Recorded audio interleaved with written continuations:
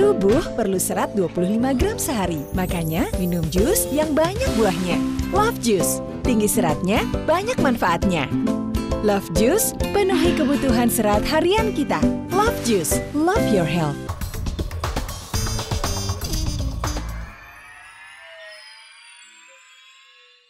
Dipersembahkan oleh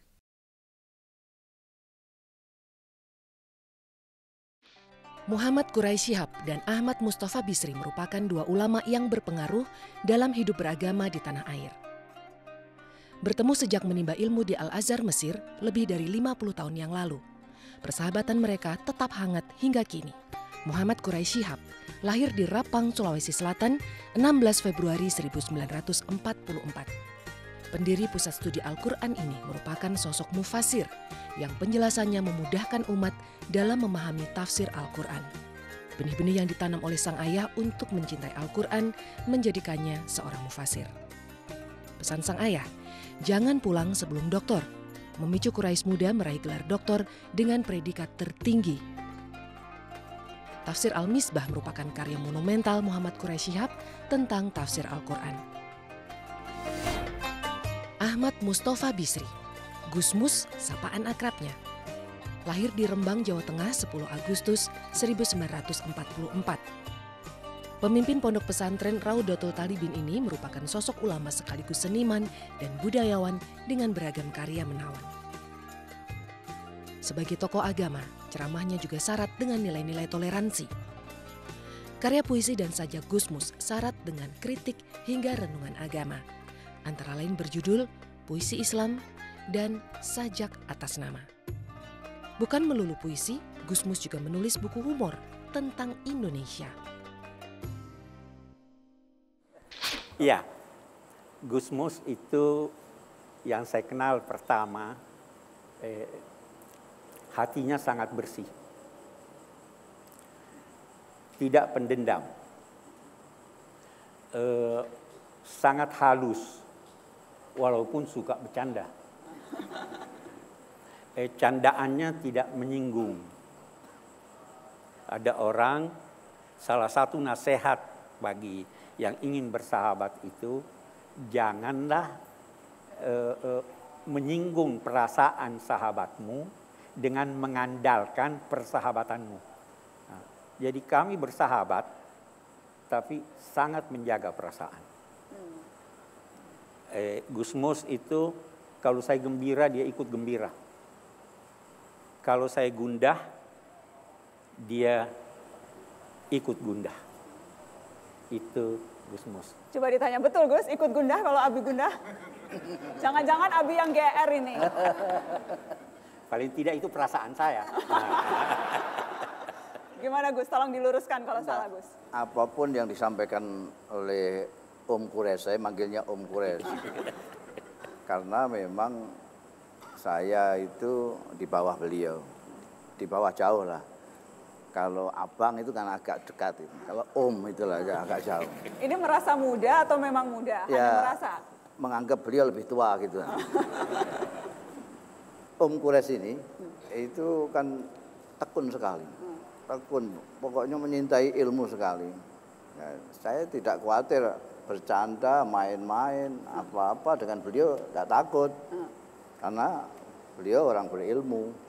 Orang yang berilmu itu salah satu ciri-cirinya bisa memaklumi lah. Kalau ada orang yang khilaf, ada yang kurang, ada yang gitu. Ingin tahu, jadi cerita dipanggil Om Quraisy itu karena itu? Ada dua versi. Ada dua versi ini.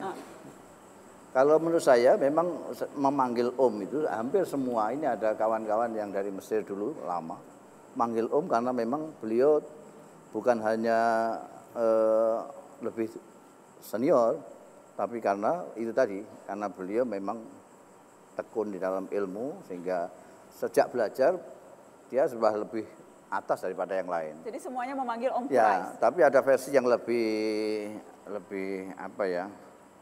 Lebih bisa dipercaya.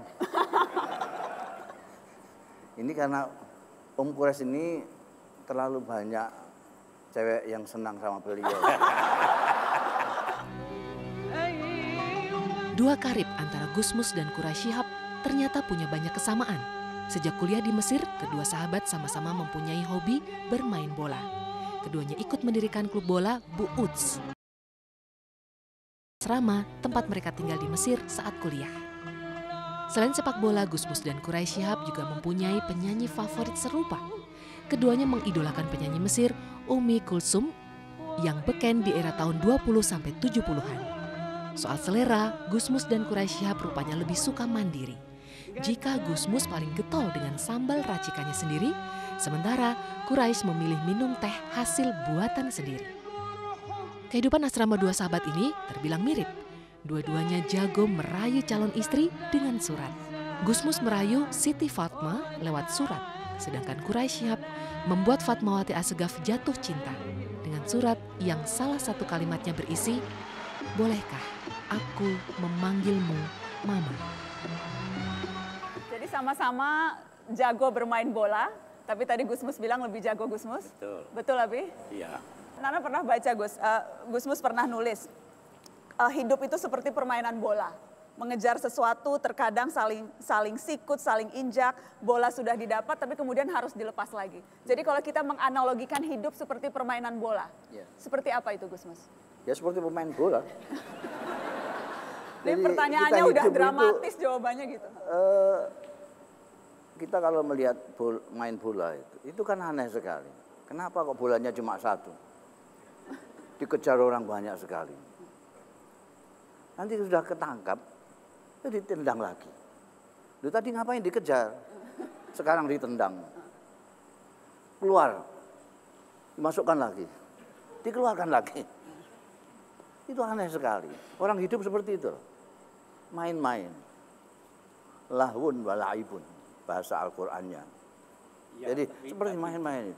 Kita mengejar dunia, sudah dapat. Dihambur-hamburkan, cari lagi.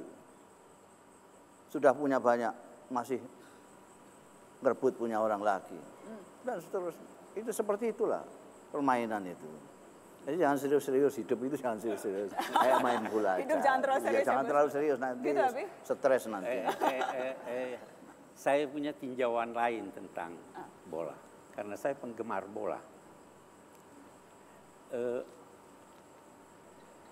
Dengan bermain bola yang baik, kita dapat hidup baik. Kerjasamanya ada. Tidak akan menggolkan, tidak akan berhasil kalau tidak ada kerjasama. Semangat harus ada.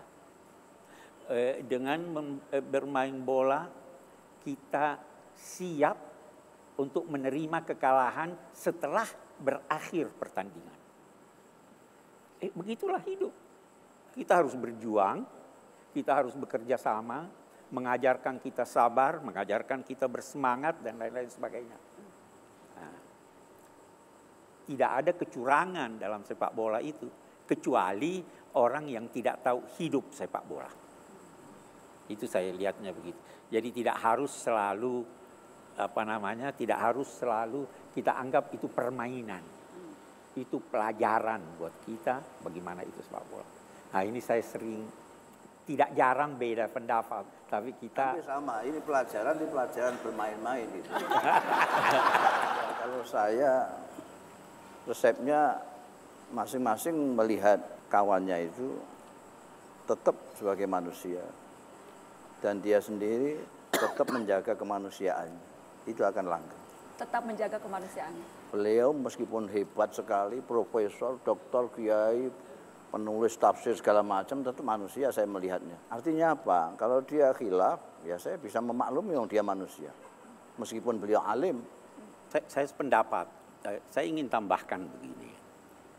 Sahabat itu adalah Anda dalam sosok yang lain.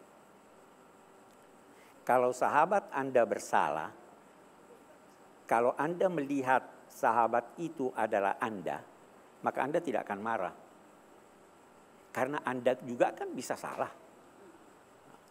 Sahabat itu bisa diibaratkan dengan dua garis lurus yang berdampingan. berjalan seiring. Tidak ada yang mau di depan. Tidak ada juga yang mau di belakang. Alasannya bagaimana? Kalau saya di depan, saya takut saya keliru sehingga kamu ikut keliru.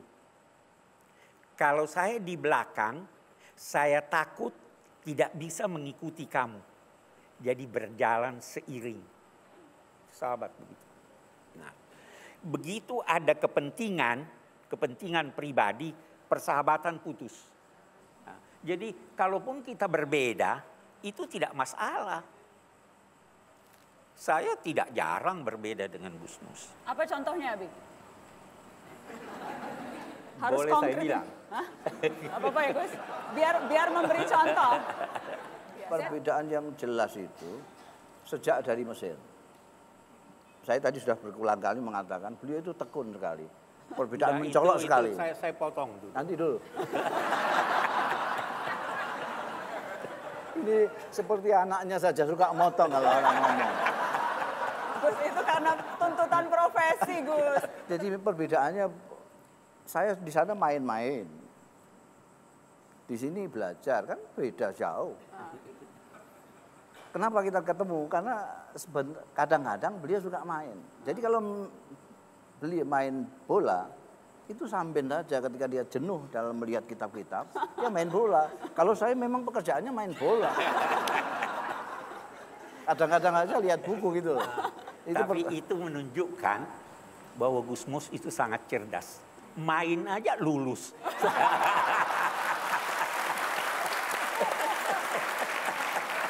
Perbedaan pendapat sekarang, di saat sekarang nggak pernah, Abi? Tentu ada.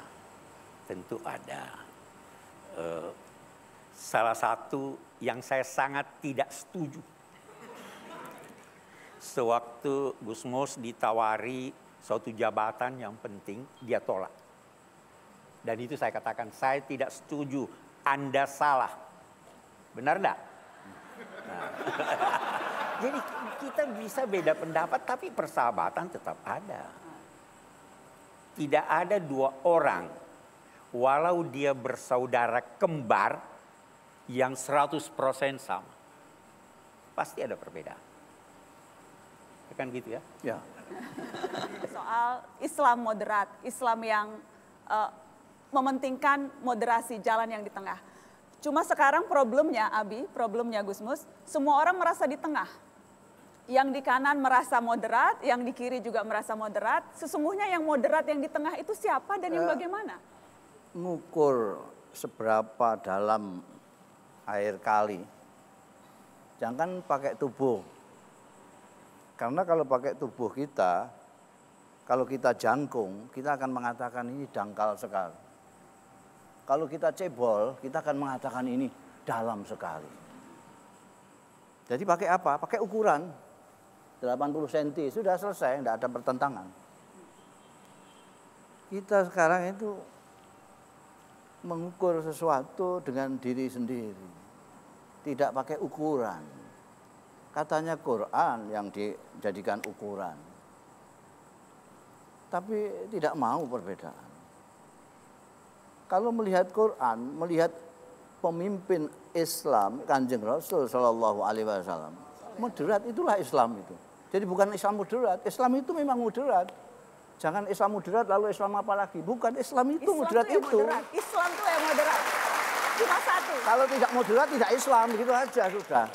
Kalau tidak moderat tidak Islam. Iya, Islam itu moderat. tidak umatan wasata. Orang Islam itu umatan wasata. Lihat saja, ada semua yang ekstrim-ekstrim yang berlebihan itu dilarang di Quran. Wala tusrifu, makan dilarang. Wala ta'tadu, hulu tidak boleh, segala macam.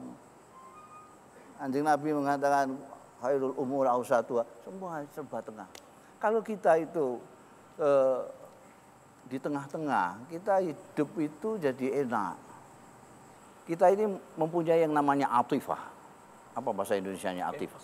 Perasaan. Perasaan. Jadi atifah itu sendiri sebetulnya mempunyai karakter yang bergerak begini.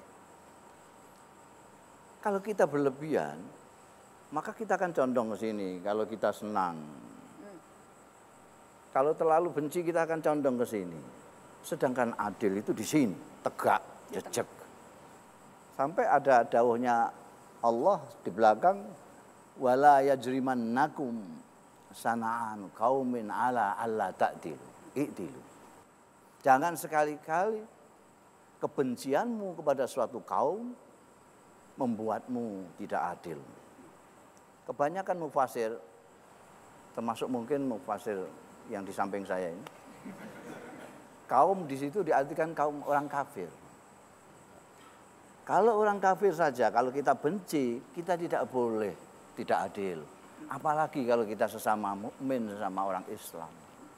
Kebencian kita tidak boleh menjadikan kita tidak adil. Kalau orang berlebih-lebihan tidak bisa tengah-tengah, saya bisa pastikan dia tidak akan bisa adil dan tidak bisa istiqomah yang dianjurkan oleh Islam itu sendiri. Masya Allah, terima kasih Gus.